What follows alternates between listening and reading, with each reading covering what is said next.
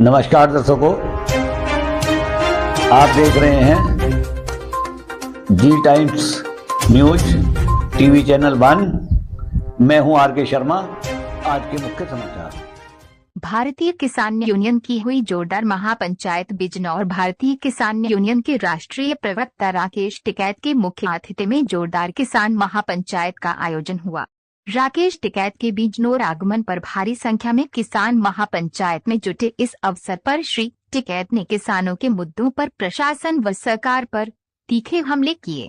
उन्होंने कहा, कई बिजनौर के किसान सरकार व पुलिस प्रशासन के अत्याचारों से त्रस्त हैं। उन्होंने प्रशासन पर किसानों को जानबूझकर परेशान करने व उनकी समस्याओं को नजरअंदाज करने के गंभीर आरोप लगाए। उन्होंने चेतावनी देते हुए कहा कि अगर प्रशासन ने किसानों की मांगों पर ध्यान नहीं दिया तो आंदोलन किया जाएगा। उन्होंने ग्रामीण क्षेत्र में गुलदार के हमलों पर भी अपनी चिंता जताई व प्रशासन से इस मुद्दे पर तुरंत कार्यवाही करने की मांग की।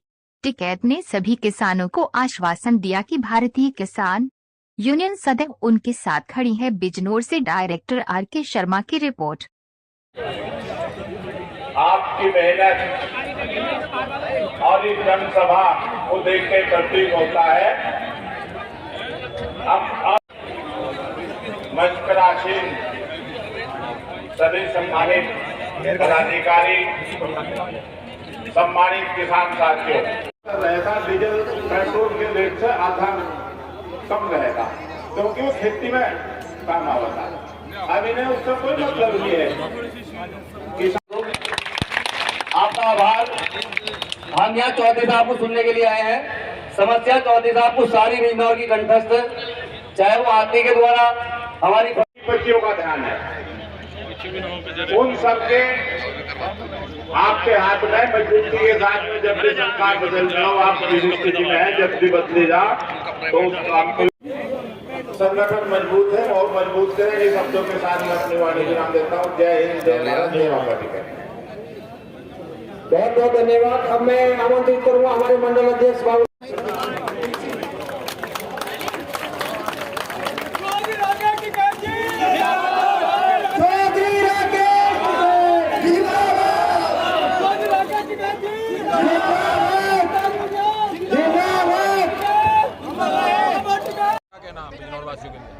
देखो, बिजनौर वासी का कहना ये है कि यहाँ का प्रशासन और सरकार तंग बहुत कर रही।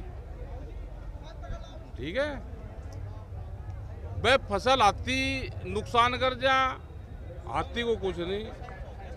हाथी दोहरा करंट पड़ते कहीं तक मर गया तो किसान जेल में।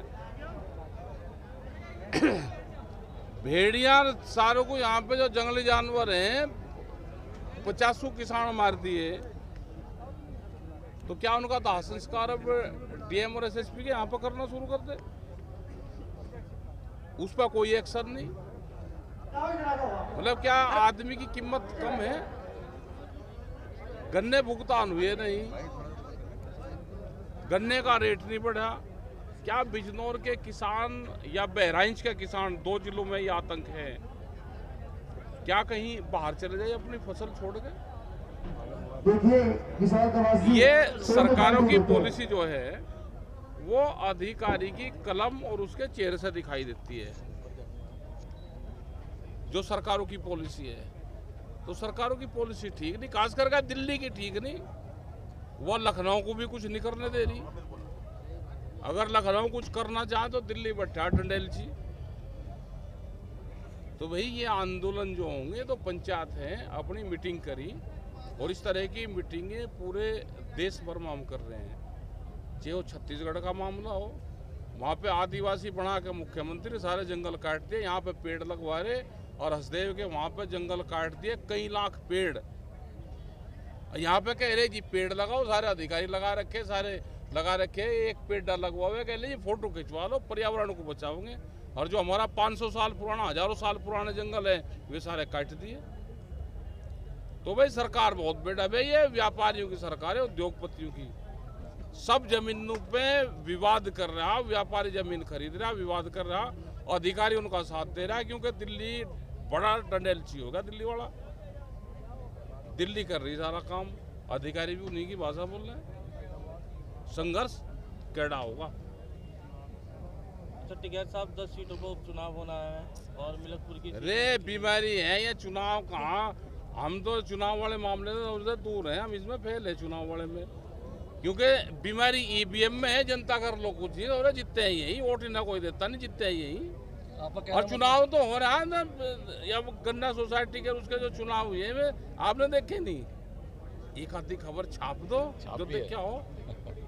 तो आपका कहना ईवीएम खराब है? और क्या ईवीएम सही है, जहाज में सेल बदले जा, पिछला डाटा खत्म हो और अगला भरे जा, वही हो जा सारा कर्म कांड। ठीक है जी, सारा कर्म कांड वही हो जा। ईवीएम तो इनकी मौसी है भाई, कमा के जाओगी इनके घर दे के जाओगी, कुमाओगी बाहर दो उसकी बिल्ली की ढाल, काम करेगा दूध दूसरे का पियोगी, पैरा अब इनका देगी, तो ईवीएम तो मौसी है इनकी सरकार की।